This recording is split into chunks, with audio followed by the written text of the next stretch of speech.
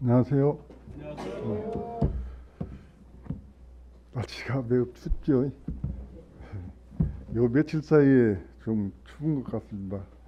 제가 어, 군대 갈 때 논산으로 군대를 갔어요.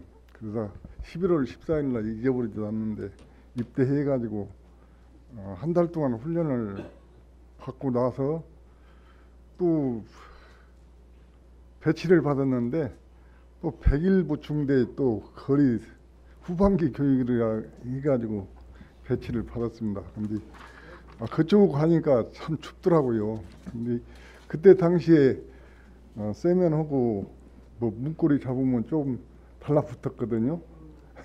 그런데 요즘 요 몇 년 사이에 저도 닭밥을 주려고 뭐 주로 가다가 철을 좀 만지니까 딱 들어붙는 기분이 있더라고요. 그래서 춥기는 추운 것 같다 그랬어요. 아무튼 성도님들 추운 날씨에도 이렇게 많이 참여해 줘서 감사를 드립니다. 오늘 말씀은 그 교회에 관한 진리라고 제가 평소에 뭐 책을 보다가 한번 이 말씀을 같이 했으면 해서 오늘 준비를 했습니다. 교회라는 것은 성도님도 잘 아시겠지만은 뭐 예배당을 건물을 지칭하는 것이 아니라 구원받은 성도 2명 이상이 모여서 모이는 장소는 그 교회라고 하고, 또 진리 또한 뭐 성도님들이 아시다시피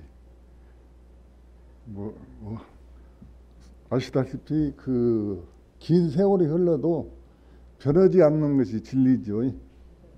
뭐 일정한 시기가 지나서 없어지거나 그런 것은 진리가 아니다. 그래서 교회에 대한 진리를 한번 생각해 봤습니다. 신약 성경의 사도행전이나 각 서신서들에서 하나님 교회에 대해서 말씀을 하고 있는데, 아까도 말씀드렸듯이 교회는 구원받은 성도 2인 이상의 집합체이지만은 에베소서 4장 4절에서 한 몸으로 존재한다고 그렇게 말씀하고 계십니다. 그리고 또한 성령님에 의해서 하나의 공동체 몸으로 형성되어 있다, 이렇게 말씀하고 계시거든요. 찾지는 않겠지만 에베소서 4장 4절에 보면은 몸이 하나요 성령도 한 분이니 이와 같이 너희가 부르심의 한 소망 안에서 부르심을 받았다고 이렇게 말씀하고 있습니다. 교회는 말씀대로 몸이 하나이고 성령도 한 몸이다 했습니다. 그리고 부르심 한 소망 안에서 부르심을 받았다, 이렇게 에베소에서 말씀하고 계시거든요. 하나님께서는 교회를 사람 몸으로 비유하고 있는데, 사람은 몸과 정말 유사성 때문에 몸으로 유추해서 몸이라고 부르는 것 같습니다. 아무튼 하나님께서 말씀을 우리에게 전할 때 여러 가지 비유로 우리를 말씀을 전하고 있는데, 이 비유도 정말 적절한 비유라고 저는 생각이 듭니다. 이 비유에서 그리스도는, 교회의 머리는 그리스도죠. 그리스도는 몸의 머리라고 말씀하고 계시거든요. 에베소서 5장 23절을 한번 볼까요?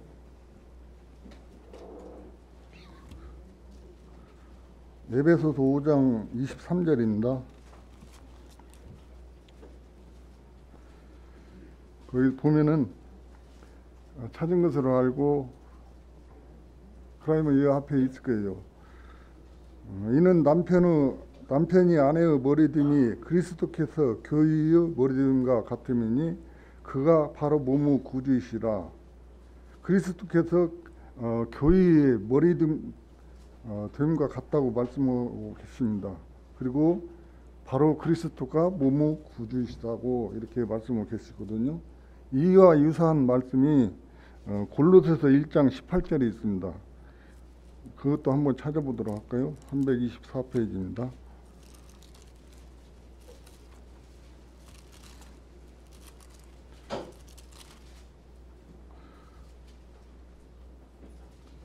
1장 18절 무채 찾은 것으로 알고 그는 무무교회의 머리이시라. 그가 근본이시요 죽은 자들 가운데서 먼저 나신 이이니 이는 친히 만물의 으뜸이 되려 하심이라. 여기서 그는 예수 그리스도를 지칭하는 것이죠. 그는 몸인 교회의 머리시라 이렇게 말씀하셨습니다. 그가 근본이시다. 모든 것의 근본이시다 이렇게 말씀하시고 죽은 자들 가운데서 먼저 다신 이시며 또 친히 만물의 으뜸이 되려 하시니라고 이렇게 말씀하십니다. 예수 그리스도는 몸의 머리이시고 정말 그리스도께서는 몸의 교회의 머리시고 근본이시다는 말씀을 하고 계십니다. 우리가 일반적으로 머리를 상징하는 것은 권위를 상징하죠. 권위를 상징하고 지도력과 또한 지성의 위치를 나타내고 머리와 몸은 같은 생명 그리고 같은 관심, 같은 기대를 가지고 기대를 공유한다고 볼 수가 있죠. 몸과 머리는 그러니까 같은 생명, 관심과 기대를 공유한다고 볼 수 있습니다. 그러니까 몸이 없는 머리가 완전할 수 없듯이 그리스도가 없이 교회가 완전할 수 없다는 것입니다. 이게 그리스도와 교회는 떨어질래야 떨어질 수 없다. 이런 말씀으로 이해해 주시면 될 것 같습니다. 에베소서 1장 23절에 보면은 찾지 않겠어요. 교회는 그의 몸이니 만물 안에서 만물을 충만하게 하시는 이의 충만이라고 이렇게 말씀을 계시거든요. 그러니까 그리스도는 교회의 머리이시다. 그 다음에 두 번째 진리는 구원받은 성도는 몸의 지체이다. 이것도 진리라고 볼 수가 있죠. 사람이 구원받는 순간 그 몸은 교회의 한 지체로서 교회의 일원으로서 더해지게 되는 것입니다. 사도행전 2장 47절에 보면은 하나님을 찬미하라 또 온 백성에게 칭송을 받으니 주께서 구원받은 사람을 날마다 더하게 하신다고 이렇게 말씀하고 계시거든요. 그리고 또한 예수님께서 그리스도께서 몸의 지체에 대해서 성경에서 말씀하신 내용이 고린도전서 12장 12절에서 26절에 자세히 말씀하고 계십니다. 한번 찾아서 보시면서 얘기를 하도록 하겠습니다. 고린도전서 12장 12절에서 26절.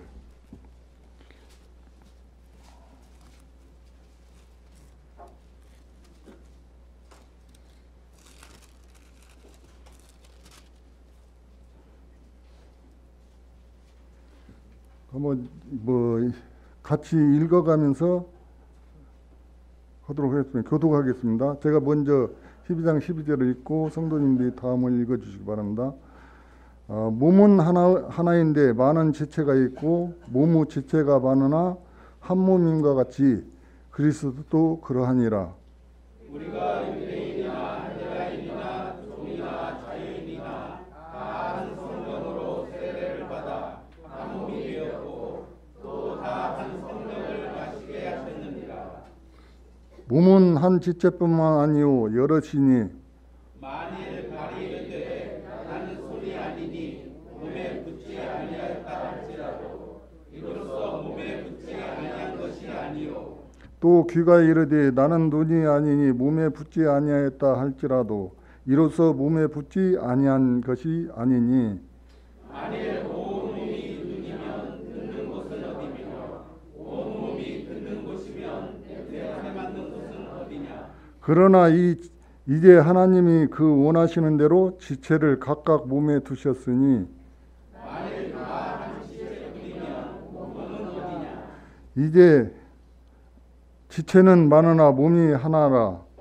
눈이 손더러 내가 너를 쓸 데가 없다 하나 또한 머리가 발더러 내가 너를 쓸 데가 없다 하지 못하리라. 그뿐 아니라 더 약하게 보이는 몸의 지체가 도리어 요긴하고 우리가 몸에 덜 귀히 여기는 그것들을 더욱 귀한 것들로 입혀주며 우리의 아름답지 못한 지체는 더욱 아름다운 것을 얻으리라. 그런즉 우리의 아름다운 지체는 그럴 필요가 없느니라. 오직 하나님이 몸을 고르게 하여 부족한 지체에게 귀중함을 더하사 몸 가운데서 분쟁이 없고 오직 여러 지체가 서로 같이 골고루하게 하셨느니라. 만일 한 지체가 고통을 받으면 모든 지체가 함께 고통을 받고 한 지체가 영광을 얻으면 모든 지체가 함께 즐거워한다고 이렇게 말씀하고 계십니다.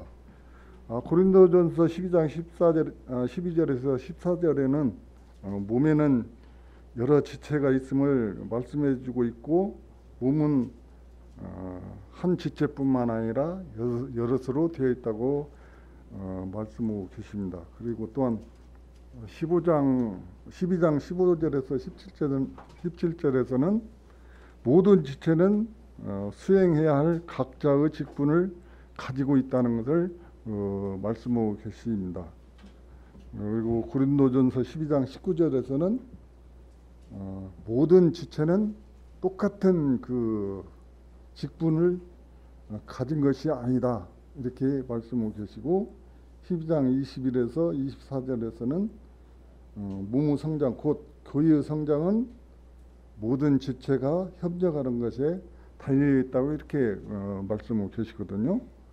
그래서 지체 그 위에 12장 25절 26절에서는 우리 지체가 서로 돌보며 모든 지체가 함께 즐거워하라고 이렇게 말씀하고 계십니다.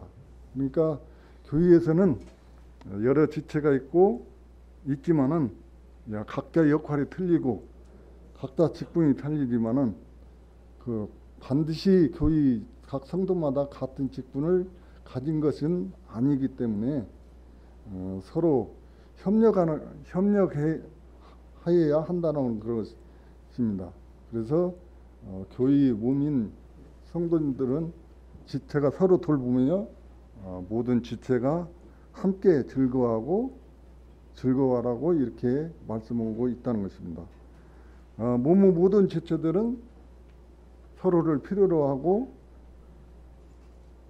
그리고 또한 서로 필요로 하기 때문에 서로 지체들 간에 불평불만한 소지가 없으며 또한 자랑할 것도 없고 내 손이 발보다 낫다, 눈이 귀보다 낫다 이렇게 자랑할 것이 없다는 것입니다. 상호간에 그러니까 사랑으로 돌봄의 기쁨이 있어야 한다 이렇게 말씀하고 계시거든요. 우리가 몸 중에서 필요치 않는 것이 하나도 없죠. 정말로 하나님께서 우리에게 그 몸의 각 지체들을 만들어 줬을 때 중요성을 하나하나 따져봐서 생각해 봤을 때 우리에게 필요치 않는 것이 없습니다. 제일 우리가 눈썹을 한번 볼까요? 눈썹은 우리가 보기에는 좀 필요가 없는 것 같죠. 근데 제가 생각해 볼 때 좀 눈썹이 없으면 모양이 좀 안 좋을 것 같아요. 모양이 안 좋고 또 비가 오면은 빗물이 오면은 비가 오면은 빗물이 눈 속으로 들어가죠. 그것도 참 중요하신 것 같고 참 여러모로 하나님께서는 참 그 몸의 지체를 각 필요에 따라서 적절히 잘 만들었습니다. 그리고 또한 우리 성도님들도 그 맡은 바 직분이 여러 틀리지만은 이것이 참 다 필요하고 하나님께서 필요한 존재들입니다. 이러한 존재들이 서로 유기적으로 협조하고 사랑하며 서로 돌보면서 성장해 가는 것이라고 볼 수가 있습니다. 그리고 또한 교회 안에서는 성령님이 내주하시고 교회 머리신 그리스도의 대리자 역할을 하신다는 것입니다. 교회 안에서는 성령님이 내주하시고 교회의 머리신 그리스도의 대리자 역할을 한다. 이 말씀도 진리이죠. 성도님이 우리 마음속에 말씀에 구원받은 성도들은 성령님이 내주하시고, 그리고 또한 여러 성도들 안에는 성령님이 내주하게 된다는 것입니다. 주 예수께서 십자가에서 돌아가신 후 하늘에 오르신 후에 예수 그리스도 대리자로서 성령님을 우리에게 보내주셨다 하는 구절이 있거든요. 요한복음 14장 16절을 한번 볼까요?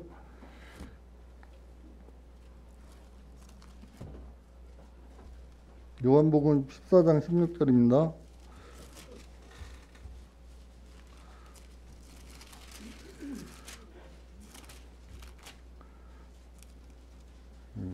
찾은 것으로 알고 제가 읽겠습니다. 내가 아버지께 구하겠으니 그가 또 다른 보혜사를 너희에게 주사 영원토록 너희와 함께 있게 하시리니, 내가 아버지께 구하여, 내가는 예수 그리스도께서 하나님께 구하겠으니 그가 또 다른 보혜사를 너희에게 주사, 보혜사는 성령님이시죠. 성령님을 너희에게 주사 영원토록 너희와 함께 있게 하란다, 이렇게 말씀하셨습니다. 예수님께서 하늘에 올라가신 후에 너희에게 또 다른 보혜사 성령님을 보내셔서 영원토록 너희와 함께 있도록 할 것이다, 이렇게 말씀하고 계십니다. 또한 14장 26절에서도 보면은 26절 그 밑에니까 한번 볼까요? 보혜사 곧 아버지께서 내 이름으로 보내실 성령 그가 너희에게 모든 것을 가르치고 내가 너희에게 말한 모든 것을 생각나게 하신다, 이렇게 말씀하고 계시죠. 성령님께서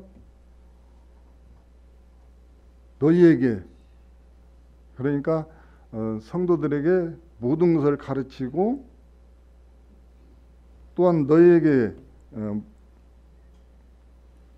우리들에게 말한 모든 것을 생각나게 하신다, 이렇게 말씀하고 계십니다.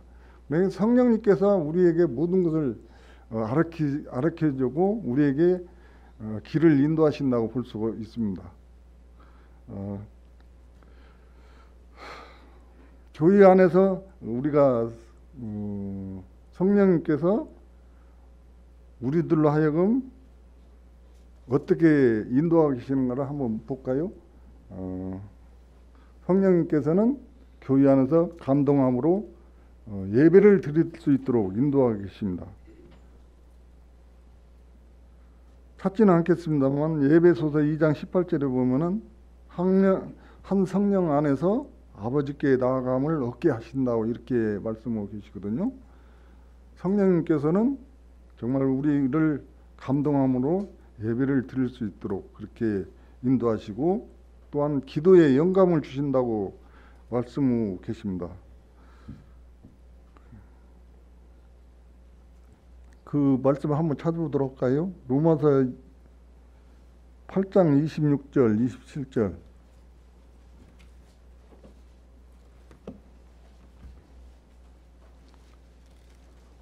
(249페이지입니다)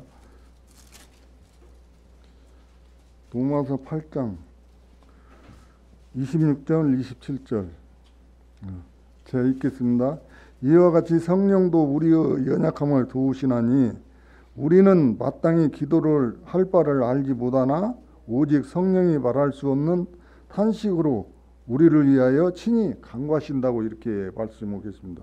성령님께서 우리의 연약함을 도우셔가지고 우리가 마땅히 기도를 할 바 알지 못하나 성령님께서는 기도를 할 수 있도록 이렇게 인도하신다는 것입니다. 그리고 마음을 살피시는 이가 성령의 생각을 아시나니 이는 성령이 하나님의 뜻대로 성도를 위하여 간구하신다고 이렇게 말씀하고 계십니다. 교회 안에서 성령님은 예배를 인도하고 또한 기도에 영감을 주시고 우리가 기도에 영감을 주어서 기도를 할 수 있도록 인도하신다는 것입니다. 또한 그 교회를 위해서 감독자를 일으키고 교회의 성장을 위해서 여러 가지 은사를 주신다고 주시고 있거든요.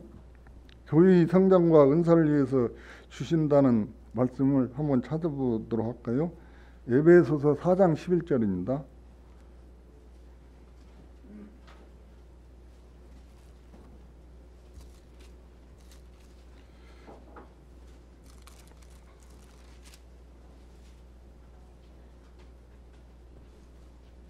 사장 12절 못 찾으면 이 앞에 빨리 찾더라고요. 저보다 빨리 찾더라고요. 다 보시고 그가 어떤 사람은 사도로, 어떤 사람은 선지자로, 어떤 사람은 복음 전하는 자로, 어떤 사람은 목수와 교사로 이렇게 삼으셨다고 그랬습니다. 하나님께서는 성령으로 하여금 예배를 드리도록 하고 기도에 영감을 주고 또한 감독자를 일으키고 교회와 성장을 위해서 여러 가지 은사를 주신다는 것입니다.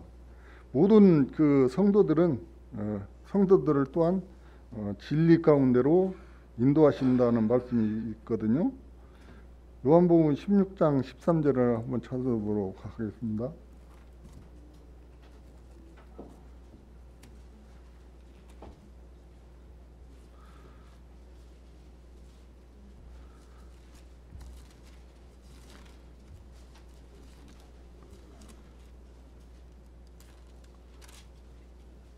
(16장 13절이요) 찾은 것을 알고 제가 읽겠습니다. 그러나 진리의 성령이 오시면 그가 너희를 모든 진리 가운데로 인도하신다고 이렇게 말씀을 하시거든요. 그가 스스로 말하지 않고 오직 들은 것을 말하며 장래 일을 너희에게 알린다고 이렇게 말씀을 하시거든요. 진리의 성령이 오시면 그가 성령님이 너희를 모든 진리 가운데로 인도하신다. 그리고 또한 성령님이 스스로 말하지 않고 오직 들은 것을 말하며 장래의 일을 너희에게 말한다고 이렇게 말씀하고 계십니다. 그러니까 성령님께서는 그 성도들을 진리 가운데로 인도하신다 하는 말씀입니다. 하나님의 구의는 거룩함에 따라서 죄악된 세상으로부터 또한 분리시키고 거룩한 삶을 살아갈 수 있도록 요구하고 계십니다. 고린도전서 3장 16절에서 17장에 보면은 너희가 하나님의 성전이라 성전을 더럽히지 말라 하는 구절이 있거든요. 그러니까 성도들은 하나님의 교회는 거룩하기 때문에 죄악된 세상으로 또 분리하여 살 수 있도록 하시고 거룩한 삶으로 인도하신다는 것입니다. 이런 것들을 성령님께서 친히 우리를 인도하고 계신다는 것입니다. 그렇기 때문에 우리가 그 절제된 생활을 할 수 있고 우리가 하나님의 명령에 따라 생활할 수 있지 않습니까? 우리 안에 성령님이 안 계신다면은 정말 우리가 믿지 않을 때는 그랬죠. 믿지 않을 때는 우리 마음대로 해도 죄책감이라든가 여러 가지 양심의 꺼리낌을 받지 않았습니다만은 우리가 믿고 난 뒤에 주님을 모신 후에는 우리가 성령님이 안주함으로 성령님께서 여러 가지로 제어를 하기 때문에 우리가 그 거룩한 생활을 할 수 있다는 것입니다. 그렇죠? 네. 교회가 성장하는 것은 또한 하나님의 뜻이다. 이 말씀도 진리라고 생각하지요. 우리가 모든 부모들이 그렇지만은 부모들이 자식이 잘 자라는 것을 받아주시 하나님께서도 교회가 성장하는 것을 정말 잘 바라고 계시고 염원하고 계신다는 것입니다. 이것도 진리입니다. 교회의 성장을 위해서는 하나님께서 아까 여러 가지 은사를 주셨죠. 에베소서 4장 11절을 읽으셨듯이 뭐 감독자나 뭐 교사나 여러 가지 직분을 주셔가지고 은사를 주셨지 않습니까? 뭐 사도로, 선지자로, 복음 전하는 자로, 뭐 목자와 교사와 같은 은사를 주셨지 않습니까? 우리가 하나님께서 주신 여러 은사들을 사용해서 교회의 성장과 또한 성도들을 거룩한 믿음으로 믿는 성도로 그렇게 성장을 해야 한다는 것입니다. 하나님께서는 모든 성도는 하나님의 아들이요 제사장이라고 이렇게 말씀하고 계시죠. 베드로전서 2장 5절을 한번 찾아보도록 할까요? 베드로전서 2장 5절입니다.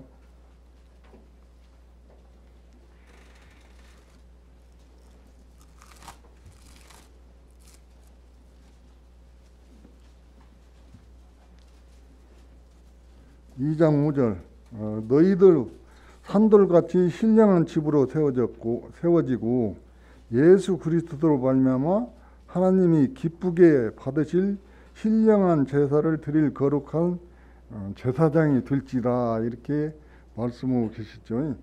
그러니까 하나님께서는 모든 성도들이 하나님의 아들이요 제사장이 되는 것을 원하고 계십니다. 또 모든 하나님의 자녀들은 그러니까 하나님의 자녀로서 특권과 또 책임감을 갖는 그 하나님의 제사장들이라는 것입니다. 교회는 계속적으로 우리가 뭐 여러 성도님들이 역할을 하고 계심으로써 뭐 성장을 해가고 있고 우리가 눈으로 볼 수는 없지만은 성장해 가고 있습니다. 우리가 여러 성도님들이 지금까지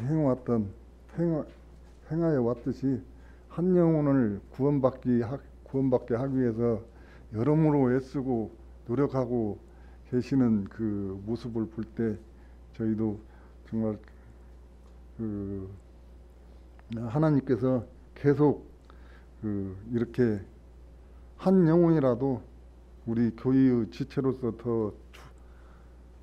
더해지고 더 성장해 가는 것을 하나님께서는 원하고 계십니다. 현재 뭐 특별히 우리 숫자적으로나 많이 불지는 않지만은 계속적으로 성도님들의 노력에 의해서 정말 성장해 가고 있고 또한 그렇게 가리라고 알고 있습니다.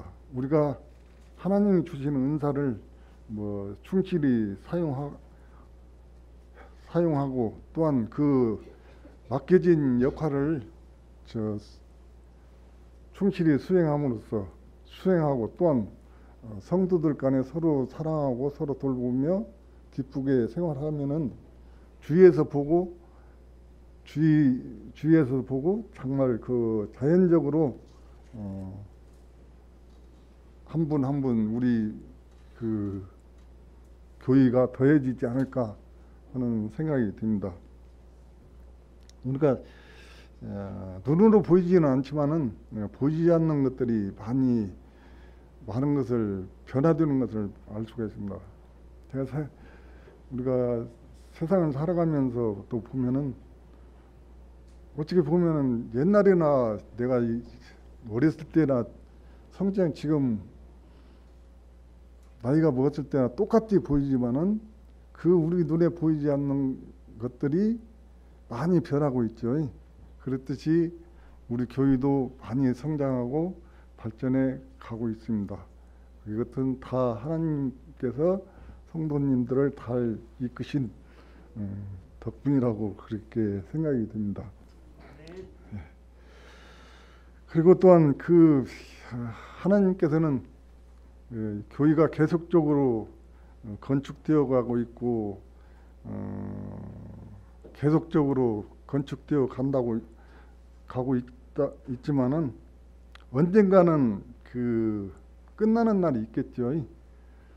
건축이 예를 들어 집을 짓는데 일정한 시간이 오래 걸리고 짧게 걸리고 하는 것은 우리가 할 수 있지만은 그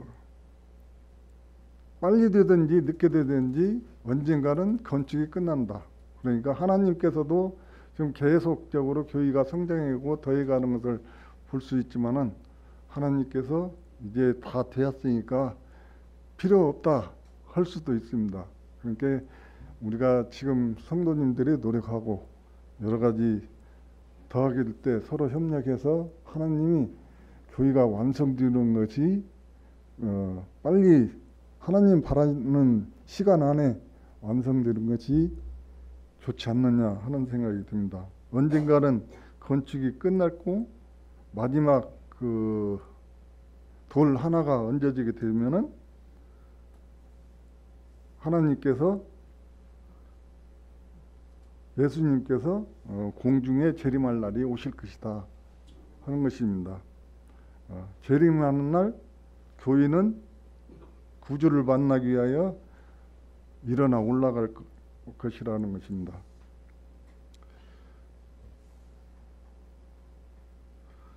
그러니까 하나님이 구주 예수님이 있는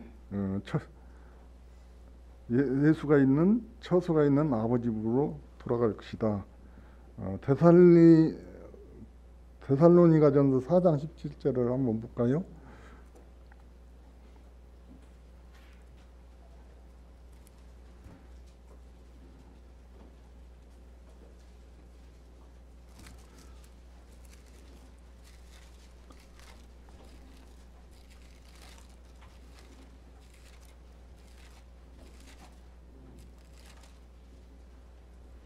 사진 것을 알고 데살로니가전서 4장 17절에 보면은 우리가 그 후에 우리 살아남은 자들도 그들과 함께 구름 속으로 끌어올려 공중에서 주를 영접하게 하시리라. 그리하여 우리가 항상 주와 함께 살 것이라 이렇게 말씀을 주십니다. 교회는 하나님께서는 계속 성장을 바라시고 계시지만은 하나님께서는 건축이 계속 건축만 하고 있을 것이 아니라 건축이 마감되는 날이 있을 것이다. 그것이 그 재림하는 날이다. 그러죠. 그 후에 우리가 살아남은 자들로 그들과 함께 구름 속으로 이렇게 끌어올려 공중에서 주를 영접하신다고 이렇게 하는 날이 올 것이다 하는 것입니다. 그리하여 우리가 항상 주와 함께 있다면 얼마나 좋겠습니까?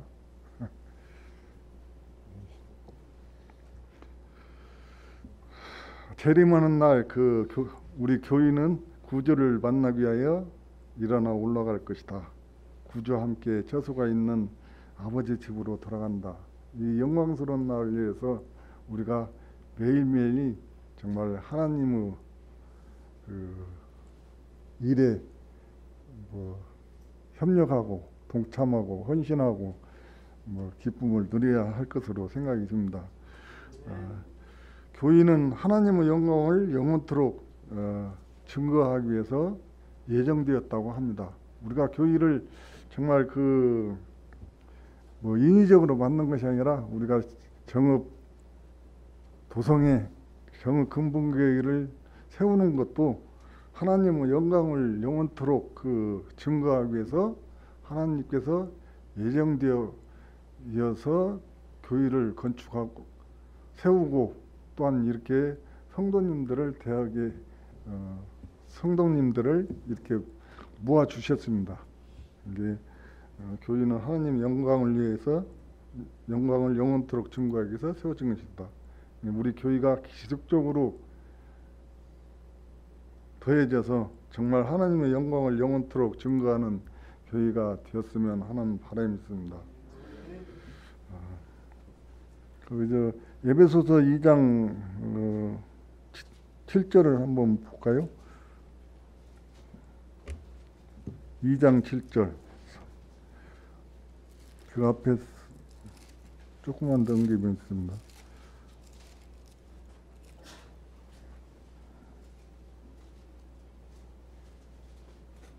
그러니까 뭐 교회를